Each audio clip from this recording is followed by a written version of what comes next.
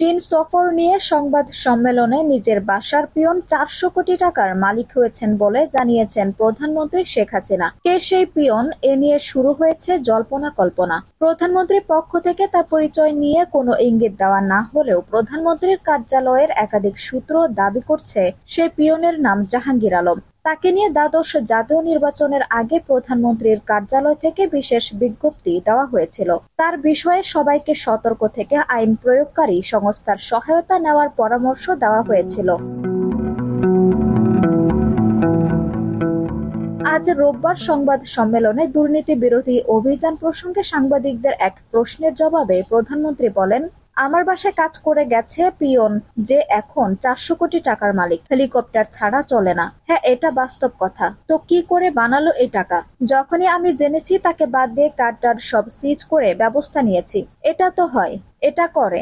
ধরা পড়লে তো এটা চোখে আসে, তাছাড়া তো হয় না। যখন ধরা পড়ে তখন ব্যবস্থা নেই। সূত্রে জানা গেছে জাহাঙ্গীর আলম প্রধানমন্ত্রীর ব্যক্তিগত কর্মচারী হিসেবে একসময় কর্মরত ছিলেন। ২০০৯ সাল থেকে ২০১৮ সালের ২ মেয়াদের পুরোটা সময় এবং প্রধানমন্ত্রীর টানা তৃতীয় মেয়াদেরও কিছু সময় ছিলেন। বর্তমান প্রধানমন্ত্রী বিরোধী দলে থাকার সময়ও জাহাঙ্গীর আলম তার বাসভবন সুধা সদনের ব্যক্তিগত স্টাফ হিসেবে কাজ করেছেন। একাধিক সূত্রে জানা গেছে জাহাঙ্গীরের বাড়ি নোয়াখালীর চাটখিলে। সেই সময় তার আমন্ত্রণে সরকারের অনেক প্রভাবশালী মন্ত্রী হেলিকপ্টারে করে নোয়াখালীর চাটখিলে বিভিন্ন কর্মসূচিতে গিয়েছিলেন, যার কিছু ছিল জাহাঙ্গীরের ব্যক্তিগত আয়োজনের অনুষ্ঠানে। একই সময় প্রধানমন্ত্রীর আরেক পিয়ন আব্দুল মান্নানকেও চাকরিচ্যুত করা হয়েছিল, তবে তার বিরুদ্ধে হেলিকপ্টার ব্যবহারের কোনো সংবাদ পাওয়া যায়নি।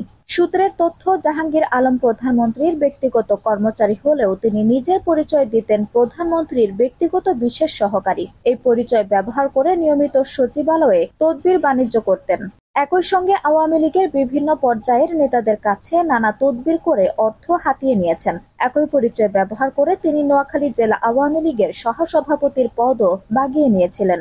নোয়াখালী ১ সংসদীয় আসনে নিজের একটি রাজনৈতিক ব্লকও তৈরি করেছেন। দ্বাদশ জাতীয় নির্বাচনে নোয়াখালী ১ আসন থেকে আওয়ামী লীগের মনোনয়ন প্রত্যাশী ছিলেন জাহাঙ্গীর আলম। দলীয় মনোনয়ন না পেয়ে স্বতন্ত্র প্রার্থী হন। প্রার্থী হয়ে প্রধানমন্ত্রীর কার্যালয়ের পরিচয় ব্যবহার করে প্রশাসন দিয়ে আওয়ামী লীগ প্রার্থী এইচ.এম. ইব্রাহিমের অনুসারীদের উপর চাপ সৃষ্টির অভিযোগ উঠেছিল জাহাঙ্গীর আলমের বিরুদ্ধে। পরে ইব্রাহিম প্রধানমন্ত্রীর কাছে জানালে প্রধানমন্ত্রী প্রেস উইং থেকে গত ২৩ ডিসেম্বর একটি বিশেষ বিজ্ঞপ্তি দেওয়া হয়। আনসুভাগ আরবি, টাইম নিউজ ডেস্ক।